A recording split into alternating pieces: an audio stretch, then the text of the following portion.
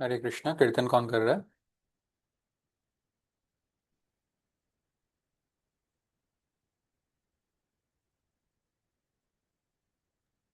हरे कृष्ण प्रभु जी, मैं कर रही हूँ।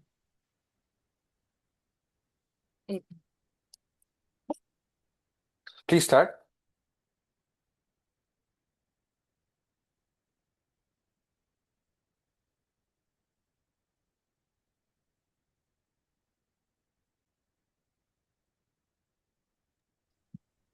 हरे कृष्ण।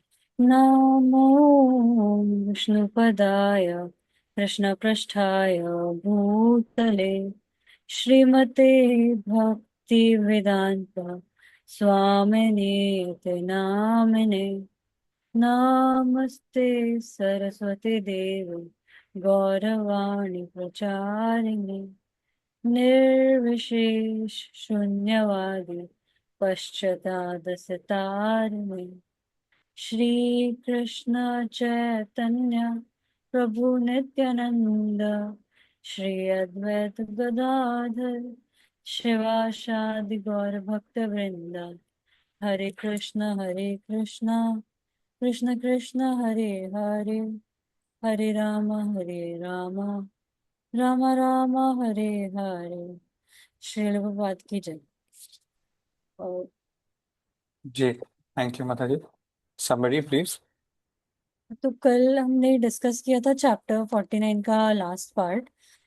उसमें एक इंसिडेंट हम लोगों ने डिस्कस किया था, जो श्रील प्रभुपाद अब वो सन्यासी से बात कर रहे हैं। उन्होंने उनके एटीट्यूड करेक्ट कर रहे थे टुवर्ड्स द हाउस होल्डर्स। तो वो बता रहे थे कि मतलब instead of thinking so much about like the activities of like house holders in their married life, उनका पूरा फोकस स्पिरिचुअल लाइफ और कृष्णा कॉन्शियसनेस में होना चाहिए। तो एक्सप्लेन करने के लिए उन्होंने एक स्टोरी बताई थी कि दो ब्राह्मण they were walking towards a river and they saw a woman like जिन्हें हेल्प चाहिए था रिवर क्रॉस करने के लिए। तो एक ब्राह्मण ने उन्हें उनको हेल्प किया रिवर क्रॉस करने के लिए। And after that they continued walking. But फिर वो अदर ब्राह्मण के दिमाग में वो इंसिडेंट था और वो डिस्टर्ब था इस से कि उन्होंने वुमेन की मदद की है। तो फिर तब वो पहले ब्राह्मण ने उन्हें एक्सप्लेन किया कि जो इंसिडेंट हो गया वो उसी टाइम खत्म हो गया था, बट वो उनके दिमाग में अभी भी है। तो प्रभुपाद यही बोल रहे हैं कि आ, मतलब जो जो हुआ है वो हमारा फोकस नहीं है, बट हम उसे को अपने कॉन्शियंस कॉन्शियंस को कैसे अफेक्ट करने दे रहे हैं वो हमारा फोकस होना चाहिए। और हमने फिर चैप्टर नेक्स्ट चैप्टर का भी थोड़ा सा स्टार्टिंग पार्ट डिस्कस किया था। ठीक है, थैंक यू माता जी। हम लास्ट हमने क्या डिस्कस किया था? आप में से कोई बता सकता है लास्ट टॉपिक कल हमारा?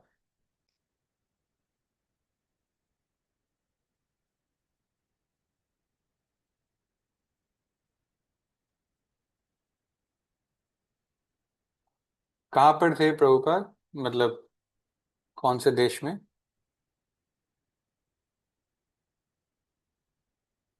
Anyone who remembers?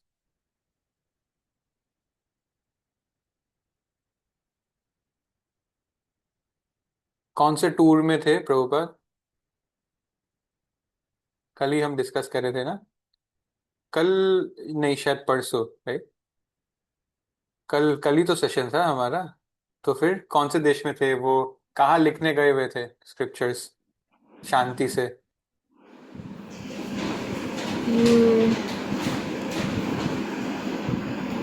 Pakistan, right? India में थे वो। इंडिया में थे, लेकिन कल ही तो हमने डिस्कस किया कि वो हवाई गए थे। क्या आप लोग? हवाई हवाई हवाई, हाँ हवाई। हवाई फिर होनोलुलु। अमेरिका में थे वो, अमेरिका का टूर कर रहे थे, राइट? तो यूएस। आप लोग सबसे मैंने पूछा, हो सके तो आप लोग याद रखिए हमने 24 घंटे पहले क्या किया है। ठीक है, चलिए तो थैंक यू माता जी। हम लोग अभी आगे बढ़ते हैं, हम अमेरिका से अपने स्टोरी को कंटिन्यू करेंगे। प्रभुपाद भागवतम ट्रांसलेशन कर रहे हैं, सेवेंथ कैंटो एट कैंटो हम देख रहे थे अभी। 12 कैंटोस है टोटल। और प्रभुपाद भागवतम का मैसेज जो है वो अवेलेबल कराना चाह रहे थे। ठीक है। प्रभुपाद का इच्छा था कि ज्यादा से ज्यादा लोग इस मैसेज को पढ़े, भागवतम का मैसेज को। प्रभुपाद इसको बहुत ब्यूटीफुल एक मुहावरा यूज करते, we are giving old wine in new bottles. मतलब नॉलेज वही है जो युगों युगों से चला आ रहा है, लेकिन नए बॉटल्स, पैकेजिंग नया करके देना है। लगना चाहिए कि रेलिवेंट एग्जांपल्स देके रिलेटेबल फील होना चाहिए नॉलेज। ठीक है। सो इस ये स्टाइल था प्रभुपाद का ट्रांसलेशन कमेंट्री देने का। और इस प्रोसेस में वो मैसेज को डाइल्यूट नहीं कर देते थे। मैसेज जो था वो एकदम ब्लंट, कितना ही कड़वा लगे वो मैसेज देते थे वो करेक्टली। ऐसा नहीं है कि किसी को पैसिफाई करने के लिए थोड़ा मीठा लिख दिया गया। ठीक है। ओके। सो 6 कैंटो में एक स्टोरी है, वो जो प्रभुपाद बताते हैं दक्ष। ठीक है। दक्ष नाम के एक व्यक्ति थे जिन्होंने नारद मुनि को श्राप दिया था। क्यों श्राप दिया, सबसे पहले वो देखते हैं। नारद मुनि ने दक्ष के हजारों बच्चों को, ठीक है, आई थिंक लगभग 11,000 बच्चे थे, उन सबको कृष्णा कॉन्शियसनेस का नॉलेज प्रीच कर दिया।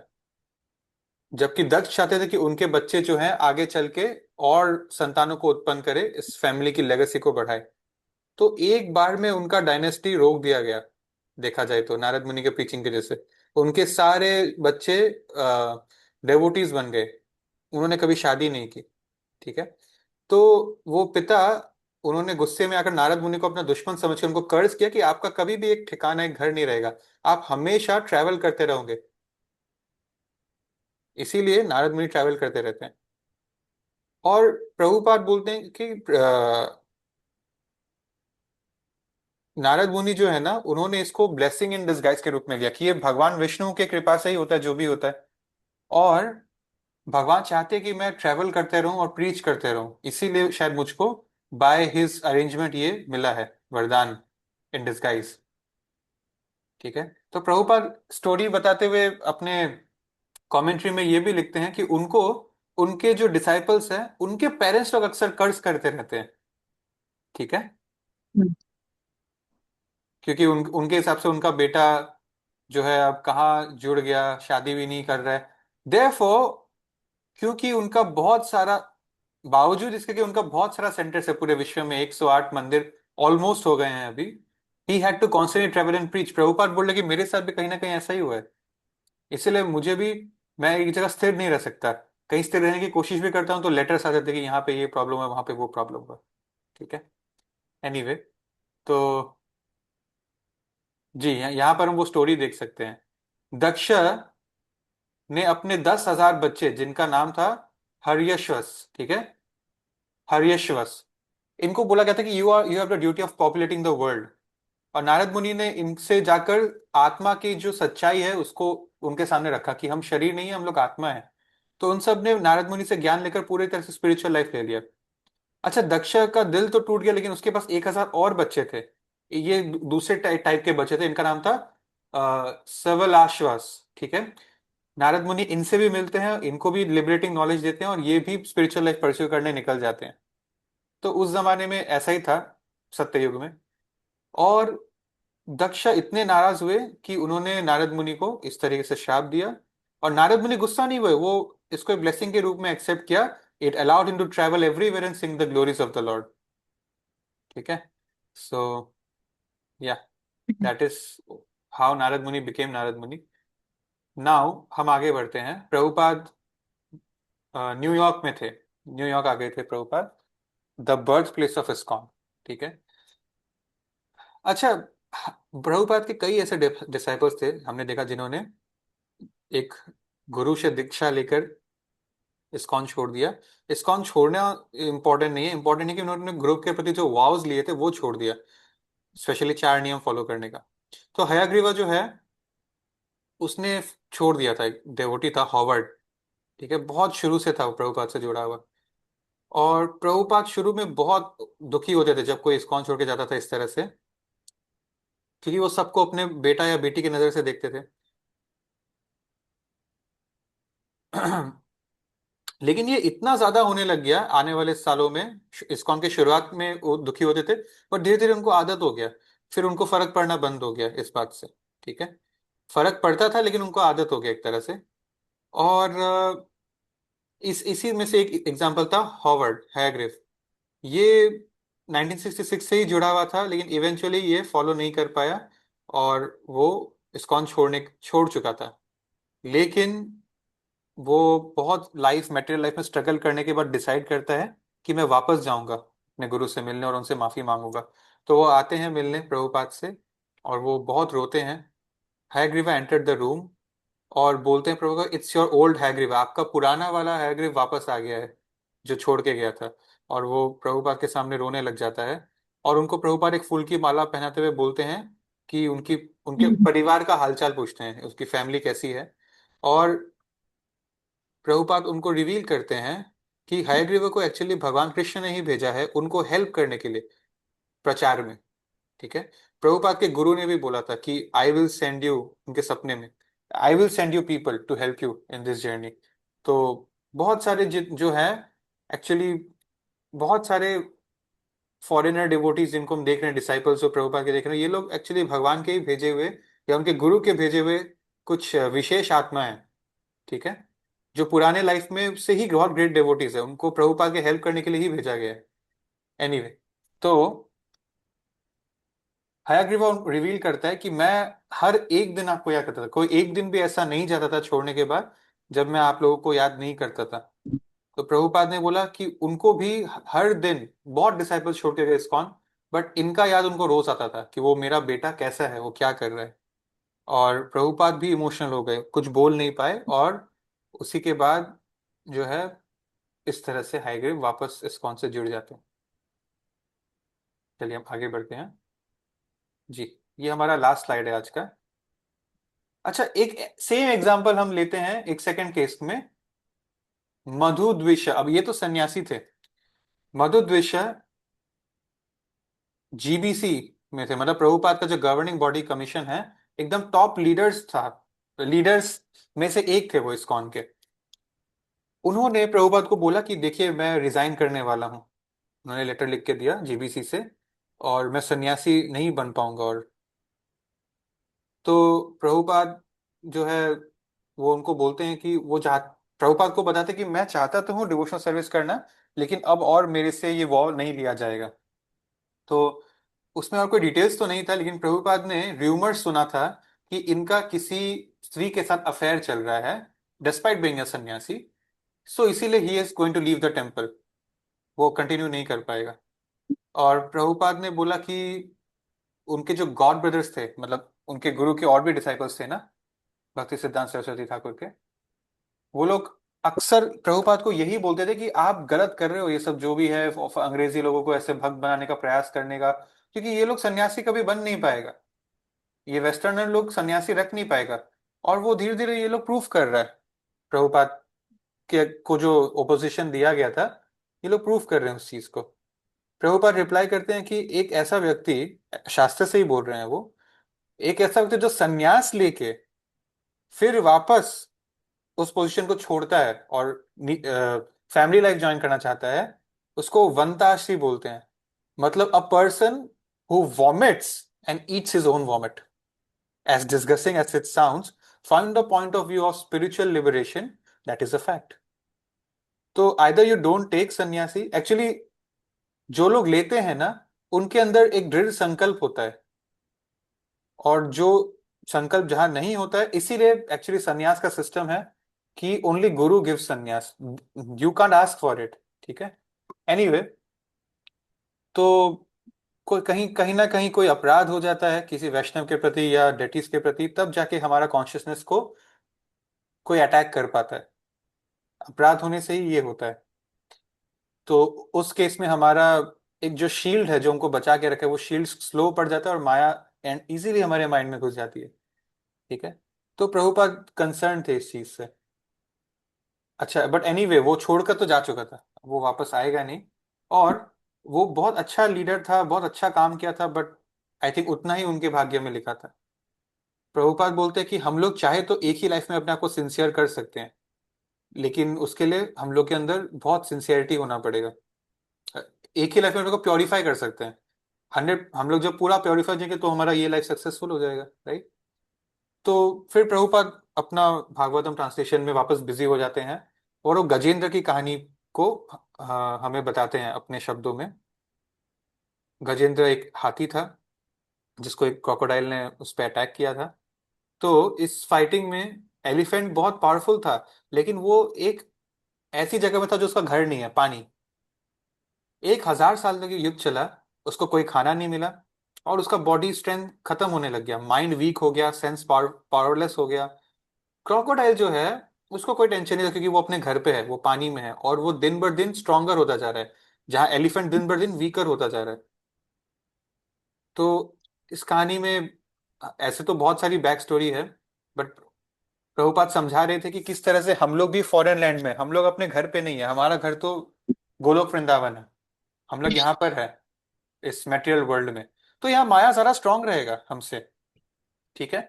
So only God can save us, और भगवान सिर्फ गोलोक वृंदावन में नहीं है, वो हमारे हार्ट में भी है। तो अगर हम अपना हार्ट को शुद्ध रखें तो हम भगवान से हमेशा कनेक्शन में रहेंगे।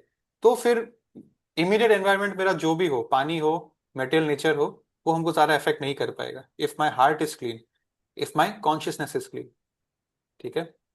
तो गजेंद्र लास्ट में, उसके दूर में बीवी बच्चे थे उसके, हाथ हथीनी, whatever they call it, हाथीन फीमेल, और उसके बच्चे, कोई उसको बचा नहीं पाया। तब उसने लास्ट में जाकर उसको अपना, होता है ना दुख में नानी याद आ जाता है, तो इतना दर्द में उसको पुराना लाइफ याद आ गया कि वो एक डेवोटी हुआ करता था, उसको भगवान याद आ गया। तो भगवान को फाइनली जब वो बुलाया तब भगवान आया, ठीक है, तब वो आए। सो प्रभुपाद एक दिन न्यूयॉर्क में घूमते हुए गाड़ी में अपने डिसाइपल्स को बता रहे थे कि आप लोग देखना, my books will be the law book of human society, जैसे मनुस्मृति होती है ना, for the next 10,000 years। Because ये कलयुग का जो गोल्डन पीरियड चल रहा है, एक्चुअली ये कलयुग नहीं है, द्वापर युग खत्म हो गया है, बट एक्चुअली कलयुग स्टार्ट भी नहीं हुआ है। It's a 10,000 period of, it's called, क्या बोलते हैं उसको, इट्स अ पॉज, ठीक है, it's a shifting period. Chaitanya Mahaprabhu जो इस समय आए हैं, it's this 10,000 years are even greater than the Satyayuga actually. इसीलिए वेद व्यास चिल्लाते हैं कलयुग, कलयुग की जय। सत्ययुग की जय तो नहीं बोलते हैं वेद व्यास, राइट।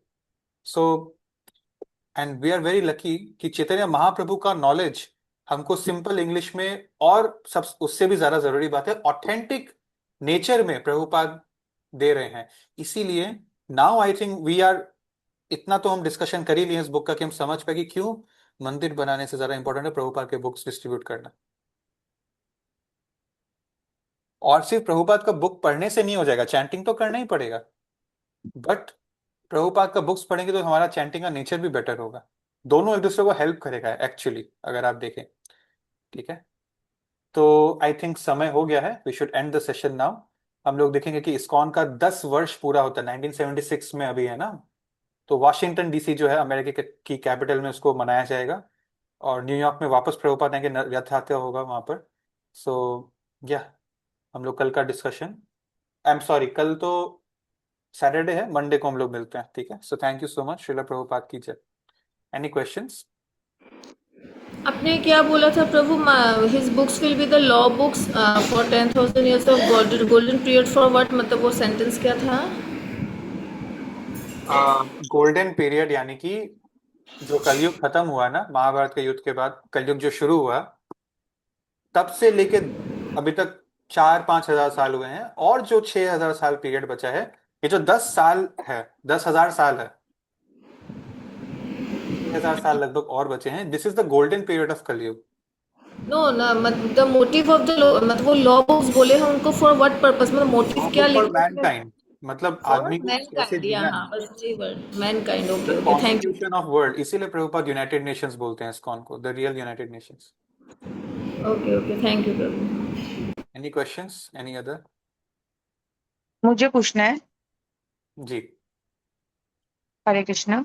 हरे कृष्ण। ये अगर कोई सन्यासी लेके वापस अगर छोड़ते हैं तो क्या उससे उनको मतलब पाप मिलता है?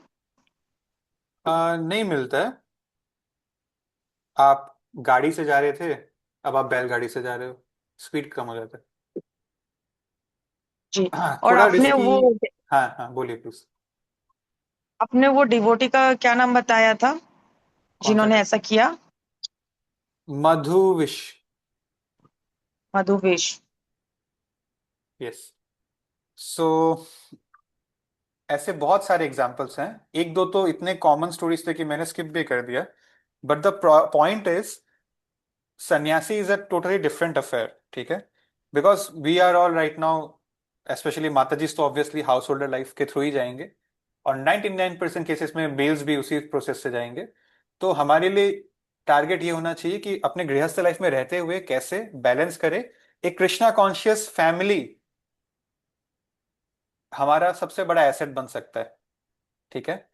और संन्यास जो है ना, ये तो कभी इसका सोचना भी नहीं चाहिए। वो गुरु देता है जब गुरु को लगता है कि आप योग्य हो, ठीक है? जी।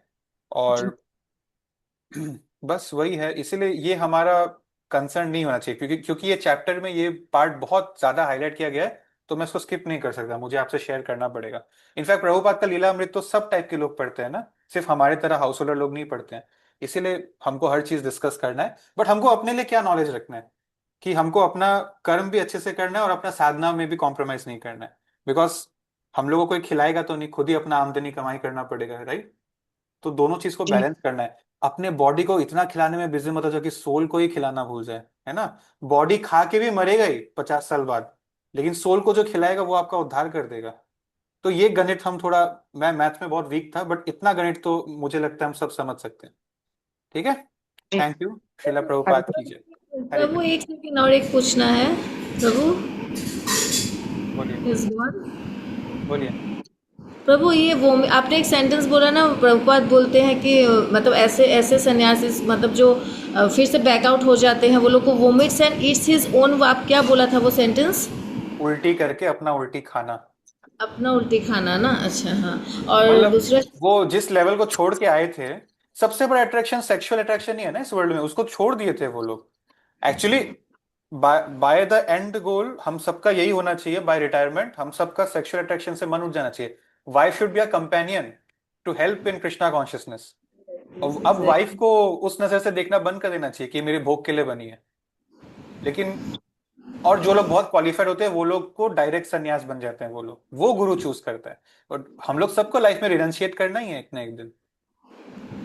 तो बट बस फॉर वही है। कलयुग इट्स सेड दैट सन्यासी इज नॉट प्रिस्क्राइब्ड, मतलब बहुत कम प्रिस्क्राइब्ड है फॉर कलयुग ना। हाँ, वो फॉरबिडन है। फॉरबिडन है, फॉर तो इसलिए हम लोग उसको उसको सीक नहीं कर सकते, वो दे दिया जाता है जिसको जो डिजर्व करता है। और कुछ केसेस में क्या होता है, सन्यासी डिजर्विंग तो होता है, आगे चल के वो कुछ अपराध कर देता है, अपने पावर अथॉरिटी में आके थोड़ा वो माइंड में घुस जाता है, तब उनसे अपराध हो जाता है, देन फॉल डाउन होता है। तो वही है वो, उनका कुछ बेकार नहीं गया। अब वो लोग बैलगाड़ी स्पीड में आ गए, बस उतना ही था। Thank you so much Prabhu, Hare Krishna. Hare Krishna. Thank you. शिला प्रभुपाद की जय। कृष्ण।